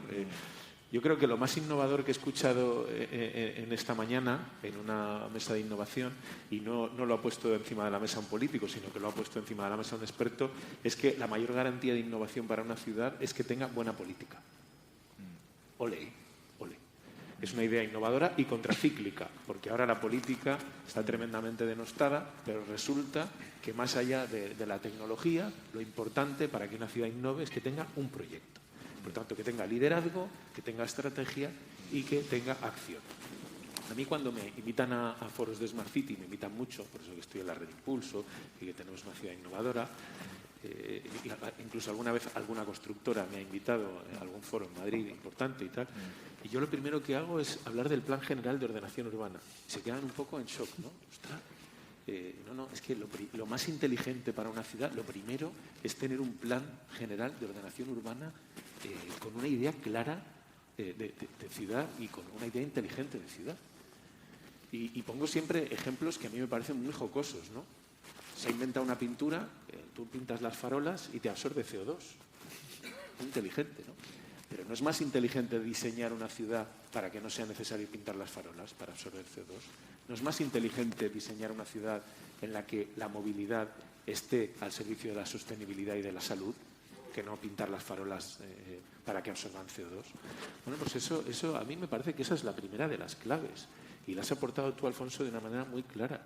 Hay liderazgo, hay proyecto en una ciudad. Esa ciudad genera oportunidades, esa ciudad avanza y esa ciudad es magnética y atrae. Y eso es la política. Y me parece hermoso reivindicar eso en un foro sobre innovación y sobre digitalización. Más que nunca la política, imprescindible. Y otra idea que ha aportado Paco Boya, que a mí me parece también muy importante. Hablabas de que el liderazgo en las ciudades no puede quedarse exclusivamente en el ámbito del término municipal. Y es absolutamente cierto. Primero, ya una ciudad no se puede entender como una realidad aislada de su entorno, porque entre otras cosas ya somos conurbaciones, somos áreas metropolitanas, no podemos pensar solo en nuestro territorio. Pero al margen de eso, es que no se pueden promover estrategias de innovación y estrategias de sostenibilidad urbanas hoy en día sin tener en cuenta el ámbito incluso rural que uno tiene en su entorno. La estrategia alimentaria, por ejemplo, no se ha hablado. Es un elemento de innovación en este momento muy importante para las ciudades, ¿no? Sin tu ámbito rural es imposible desarrollar una estrategia alimentaria. Hay que desarrollar una estrategia alimentaria que pase porque la producción de determinados alimentos tiene que realizarse en el entorno de las ciudades, ¿no?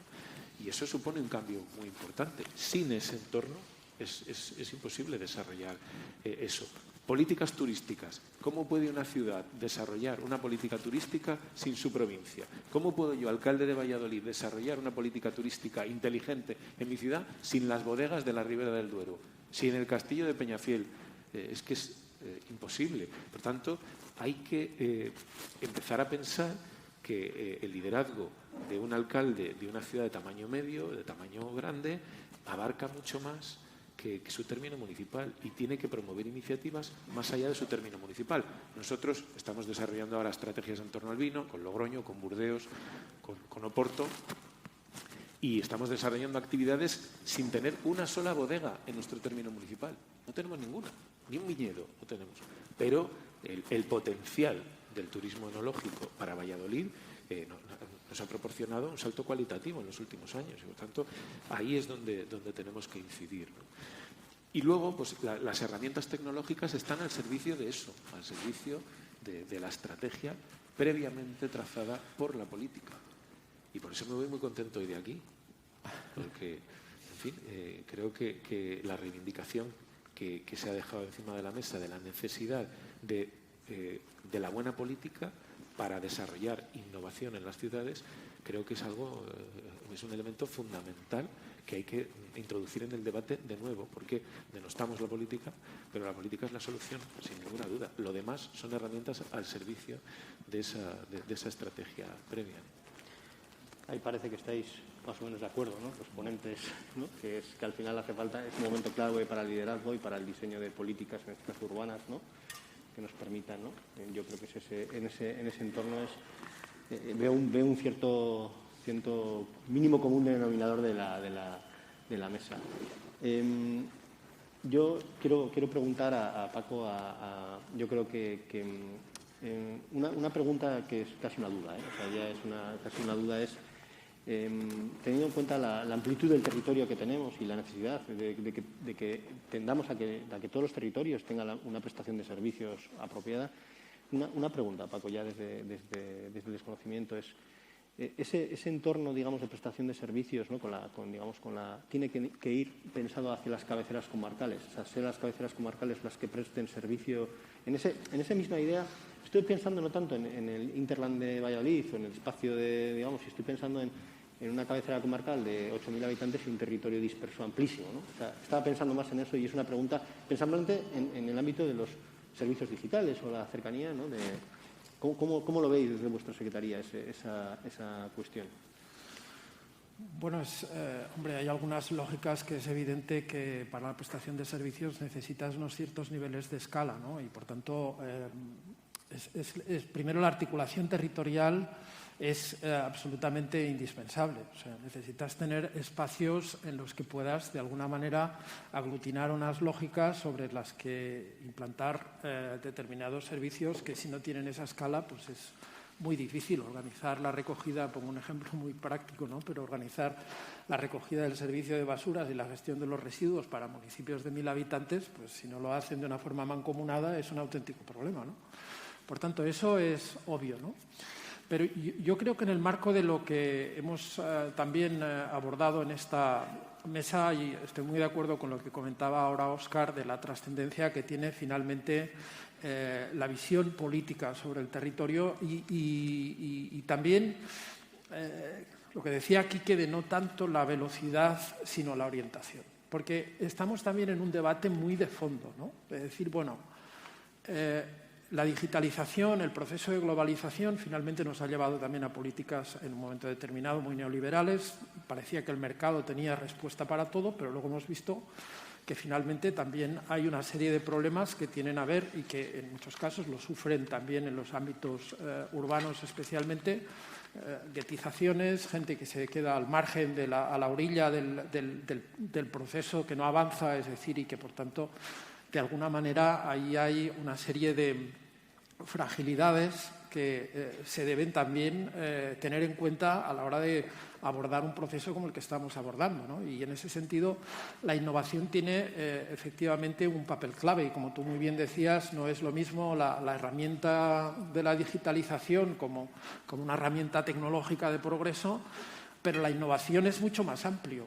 Y, por tanto, esa innovación también es lo que nos tiene que permitir hacer una adaptación de los procesos. En primer lugar, a las administraciones públicas, que efectivamente pues, tienen que ver cómo son más eficientes, más rápidas en la respuesta, más ágiles, quizás tienen de alguna manera que tener una capacidad de respuesta que muchas veces se acelera precisamente por culpa de la tecnología y de este proceso, ¿no?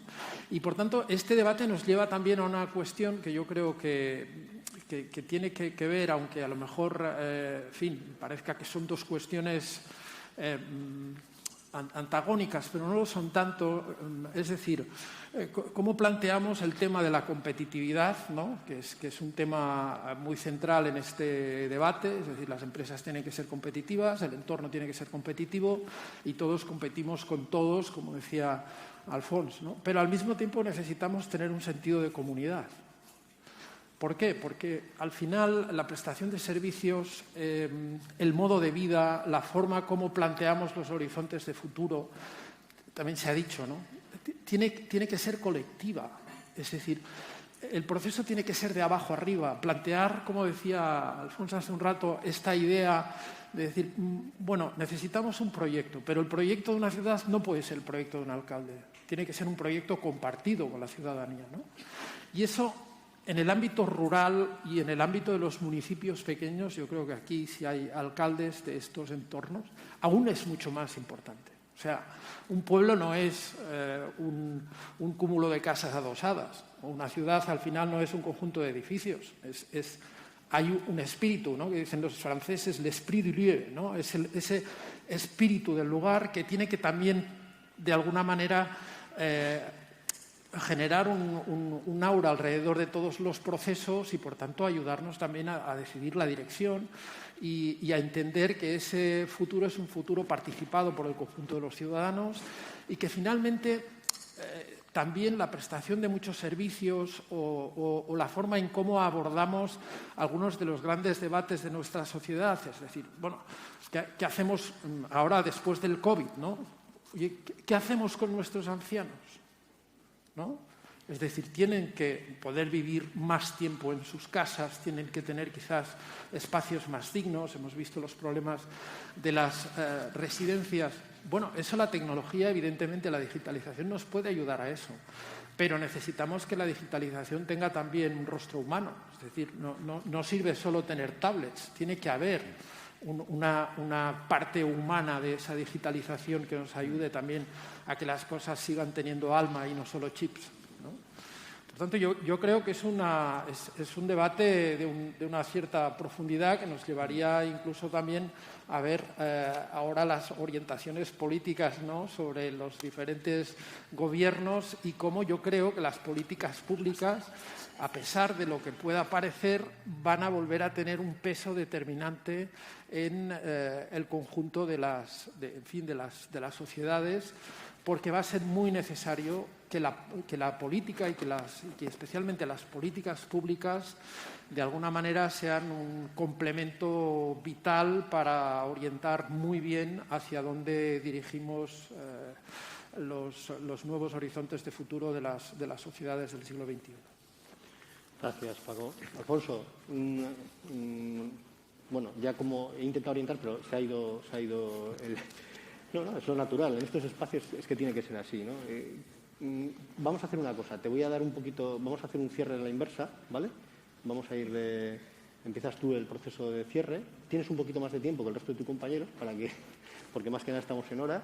Y el resto, pues en un minuto, si os parece, cerráis con vuestras conclusiones lo que consideráis. Alfonso, yo creo que te dejamos un aglutinador de este concepto que de fondo ha corrido y luego ya cerramos, ¿vale?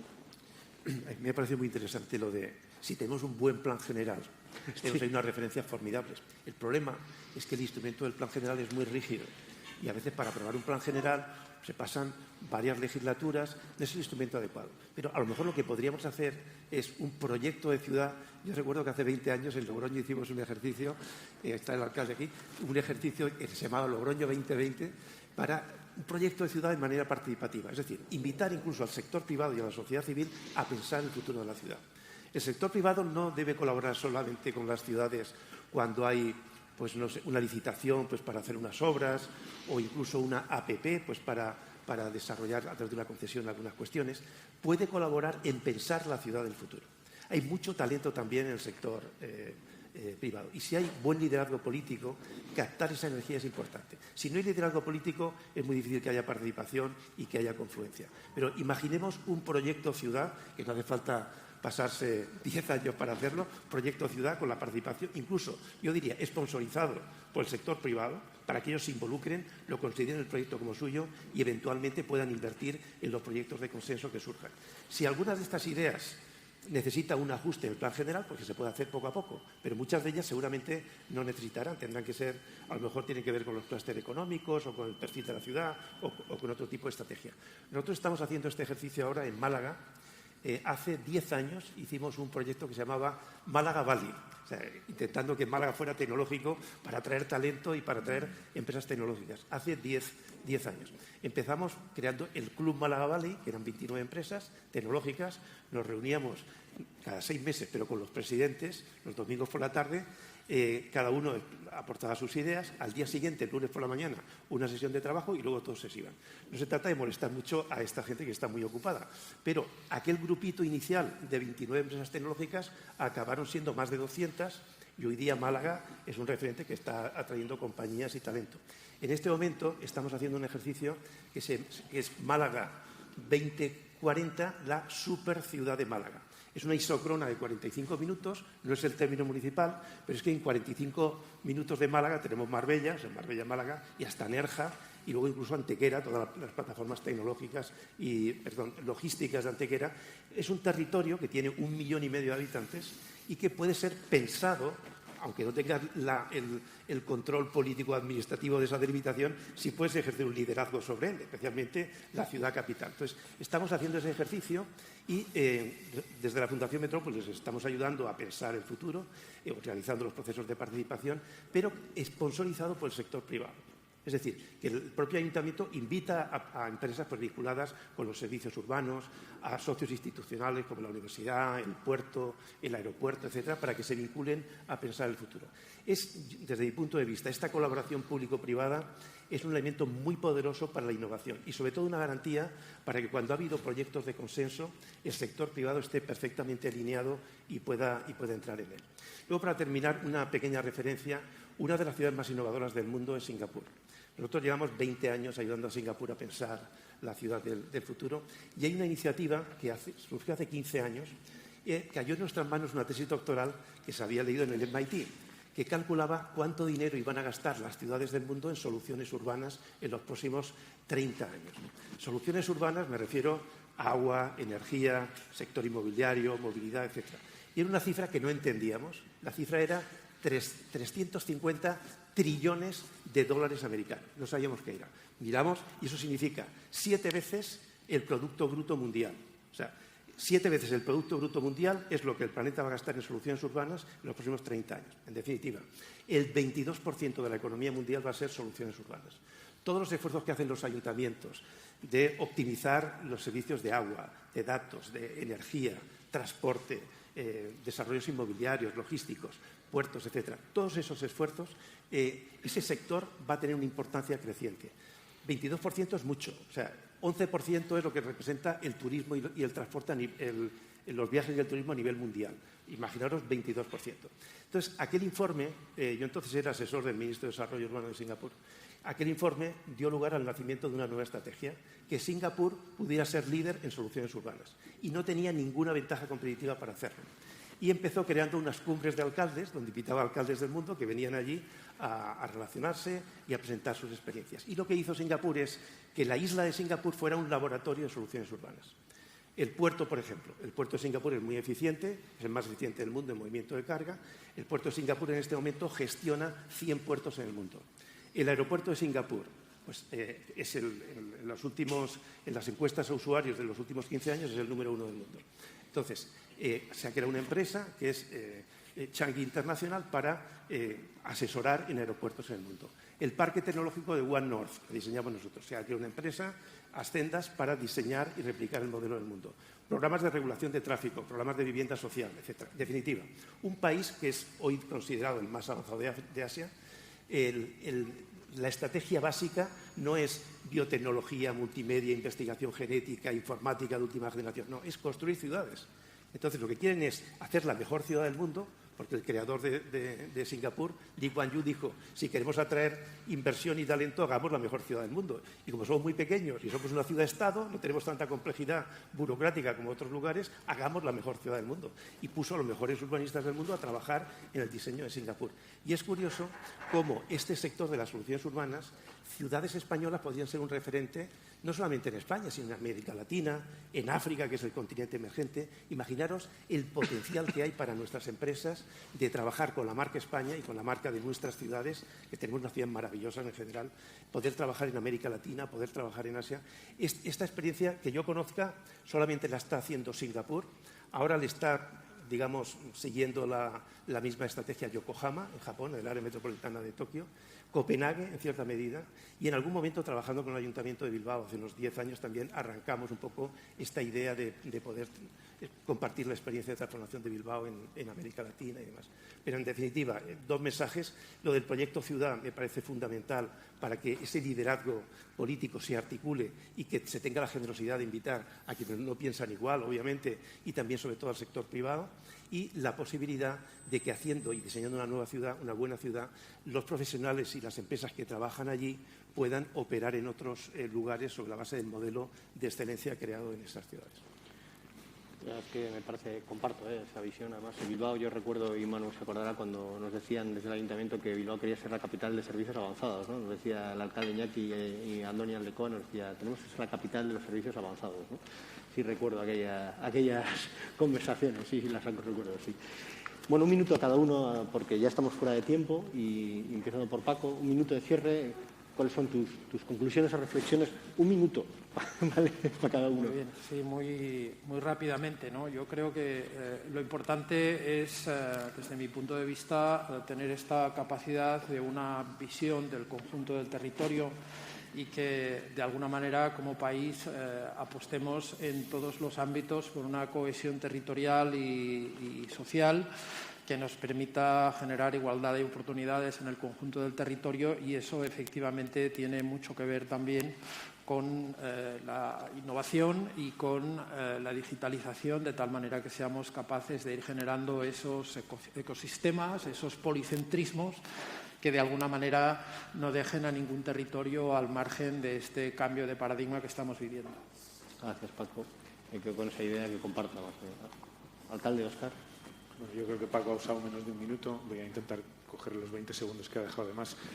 Antes, cuando me refería al ejemplo del plan general, lo pongo como uno de los elementos, ¿no? Pero por poner un ejemplo, Valladolid ha tardado solo un mandato en ponerlo en marcha, afortunadamente, y nos ha permitido 2 cosas. 1, racionalizar la actividad constructiva, alineándola con nuestra idea de ciudad. Es decir, nosotros no queremos viviendas fuera de las rondas, no tiene sentido que haya suelo vacante para construir fuera de las rondas cuando tenemos 30.000 viviendas vacías y suelo para 50.000 dentro de las rondas. De manera que eso ya de entrada nos lo ha facilitado, ¿no? Y además hemos convertido en suelo agrícola el suelo de fuera de las rondas que estaba para edificar casas que nunca se iban a construir. Y segundo, flexibilizar los usos dentro de la ciudad, porque si lo que queremos es una ciudad compacta, una ciudad que se rehabilite y se reconstruya en sí misma, necesitamos dar oportunidades para que todas esas actividades se puedan desarrollar, ¿no?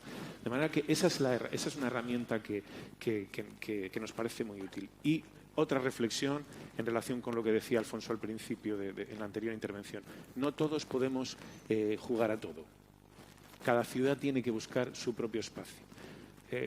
Me ha gustado tu alusión al Silicon Valley que se ha convertido en Málaga, ¿no? Todos queríamos ser Silicon Valley hace 10 años, ¿no?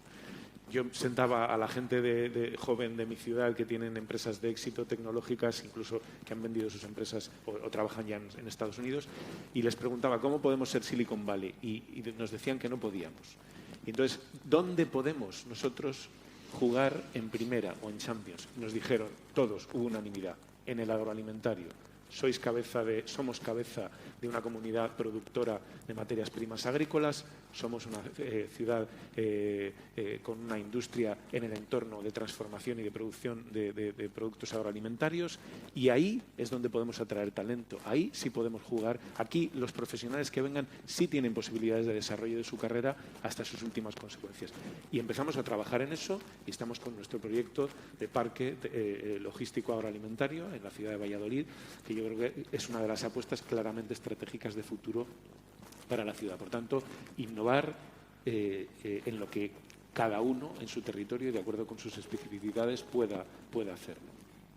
Yo recuerdo, alcalde, que me dijiste en una reunión online que me dijiste: mi plan general es mi agenda urbana. Y no es exactamente... Pero sí que es verdad que es la ciudad donde se une el concepto de estrategia urbana integrada y plan general de mejor manera. O sea, ha habido suerte ahí también. Tengo que decir que hacer un plan en un mandato no es fácil. Sí, pero que te lo apruebe la comunidad autónoma, que además es de un signo político distinto, ya es casi una proeza. Sí, el concepto de ciudad compacta. Muchas gracias, Óscar, alcalde. Manu. Titulares, Sergio. Colaboración como base de innovación. Habéis citado Bilbao. Bilbao es un gran ejemplo de lo que es colaboración público-privada para hacer todo aquel gran proyecto de transformación que Bilbao necesitó después de las inundaciones que se llevaron por delante a media ciudad. Segundo titular, no a lo público encerrado en una torre de cristal, pero tampoco a lo privado pensando en maximizar el beneficio. Tercer titular, creo que se está construyendo un nuevo contrato social que está superando al que permanecía desde el gran drama que fue la Segunda Guerra Mundial. Estamos en una situación de creación de ese nuevo contrato social. Y el último, estrategia, ambición, creatividad e innovación. Lo digital es imprescindible, es cierto, pero no es un fin en sí mismo. Gracias. Muchas gracias a ti, Manu. Fantástico. David. Bueno, perdón. Sí.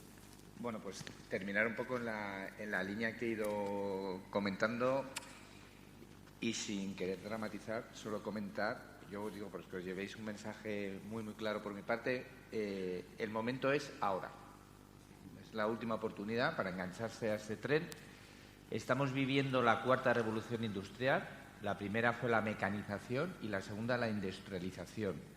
Parece que las pares tienen un impacto social brutal en la ciudadanía, en la forma de cómo convivimos, y convivimos en las ciudades y también en los espacios rurales, pero fundamentalmente las ciudades en España, y ahora estamos en un foro de ciudades. La tercera, digamos que denominarla no es fácil, ¿no? Porque fue el uso de las tecnologías de la información. Yo creo que yo lo denominaría la digitalización, porque es cuando se empezaron a digitalizar, determinados procesos en las empresas, y luego se han digitalizado industrias. Y ahora estaríamos, bueno, lo que podemos decir en la robotización o la smart, la vida smart, ¿no? La vida inteligente. Es decir, tenemos una oportunidad de engancharnos aquí. Le estamos buscando fecha a esta cuarta revolución industrial, pero yo os he dicho que me parece que las revoluciones pares tienen un impacto brutal desde el punto de vista social. Esta cuarta revolución industrial está desplazando a las personas. Está creando nuevos espacios, pero también eliminando espacios antiguos. Hemos hablado del talento. Y yo creo que la unidad de gestión de todo este cambio es la ciudad. Yo soy muy defensor de lo local. Sé que este auditorio es favorable a esto, entonces no lo digo. Yo he sido candidato a alcalde, aquí donde me veis, y he sido concejal 6 años, o sea que conozco bastante bien el ámbito local. Y solo comentar, yo creo que las ciudades tienen mucho que hacer y de hacerlo desde la estrategia, como se ha comentado aquí. Pues tu alcalde de Valladolid, enhorabuena por todo lo que estás haciendo en tu ciudad, porque suena muy, muy bien, todos los planes que estás poniendo en marcha. Y el liderazgo, estrategia de liderazgo, y solo definir lo que es para mí el liderazgo, que no es otro término. El liderazgo sobre todo es ilusionar. Cambiar es difícil, innovar es muy complicado. Grandes empresas, incluso tecnológicas, contratan a consultoras para innovar y gestionar los procesos de cambio. Ahí lo conoces tú perfectamente, una ciudad como Singapur, ¿no? Se alimentaba el conocimiento mundial y creaba, digamos, estas entes, organizaciones anexas a la ciudad para que les llevaran este proceso. Innovar es muy difícil, cambiar es muy difícil, todo el mundo estamos en nuestra zona de confort y demás. Pero bueno, termino con esto. Yo creo que el liderazgo es ilusionar, y ahí los alcaldes y alcaldesas tenéis que ser un poco los capitanes y capitanas de los barcos, ilusionar a la ciudadanía en que esto es un campo de oportunidades, pero no es un camino fácil, pero quien consiga recorrerlo de manera colaborativa e inclusiva, pues yo creo que de aquí a 5 o 7 años va a poder ir transformando su ciudad, y lo que es ser una ciudad más habitable para todos los vecinos y vecinas y con mejor calidad de vida, que es el objetivo final, me imagino. Pues que si lo importante es la política, hablemos más de política en el futuro y dejemos la jerga californiana en un cajón. La frase no es mía, es de la siliconización del mundo. Luego, 3 cosas que se han dicho, ejemplos de Málaga, que Felipe Romera, el director del Parque Tecnológico, lleva allí muchísimos años, ha hecho mucho por el parque. El alcalde actual hizo mucho más que aquello. Fue poner playas, poner museos, cambiar la imagen de la ciudad y además montar Silicon Valley, como él decía, que era el Málaga Valley, que aquello era una idea, una vez más es política lo que se hizo. Y le ha ido muy bien, es el 20% del PIB de la provincia. Tercero, al alcalde de Valladolid, que sí se pueden hacer parques tecnológicos. Nosotros en León, con el presidente Zapatero, hicimos uno y creamos 1.000 empleos en 1 año y medio. Un sector, no 1.000 empleos, que eso es lo de menos. Los sectores perduran, los empleos se pierden y siguen allí. Y fueron 800.000 euros en formación y descentralizar cosas que en Madrid no hacen nada y que las sacas de Madrid y son un vivificador del territorio, que es algo que deberíamos hacer mucho en el futuro. Segundo tema, por la política y por referirlo a mi sector, ¿no? Tanto el complejizar como otras cosas. El turismo existe no porque existan unos tipos vendiendo billetes, sino porque hay otros tipos, Leon Blum, que puso las vacaciones en Francia. Sin eso, pues no hay turismo. La República copió aquello, luego se han instalado sistemas de pensiones, sistemas de salud que hacen que la gente viva más años y los últimos años de su vida tenga dinero, infraestructuras públicas una vez más, y de eso viene el turismo. Lo demás son bromas de mal gusto. Por eso, hablemos más de políticas y menos de eso. Y luego complejizar que este país no solo recibe turistas, tenemos que exportar políticas públicas de turismo, que lo hacemos muy bien, tenemos grandes alcaldes y alcaldesas que lo hacen muy bien, y exportar tecnologías turísticas a las que nunca nos hemos dedicado del todo. Y finalmente, optimismo, ¿no? Yo estoy seguro que vamos a salir, Primero, porque no hay otra opción, nos pagan para eso y tenemos que lograrlo. Y luego, porque los alcaldes y alcaldesas en el mundo que yo conozco, que es el de la política general, el local, siempre han hecho lo imposible y lo han hecho. Pienso en el alcalde de Soria, joder, pues no lo tiene fácil, ¿no? Y lo hace. Y en turismo igual. Y pienso también en gestores de la Administración General del Estado, que es lo que conozco más. El señor que tengo aquí en Madrid se ejecutó 7.000 millones. ¿Y cuántos series, David? ¿Cuántos series cuando tú ejecutaste 7.000 millones? ¿Qué personas tenías? Bueno, pues los que había. Entonces, que estoy seguro que eso irá bien. Así que muchas gracias. Oye, pues fantástica mesa. Estaba planificado que, como dicen nos íbamos a salir del programa un poquito, pero es la riqueza de tener una mesa heterogénea y tan potente como la que hemos podido compartir hoy.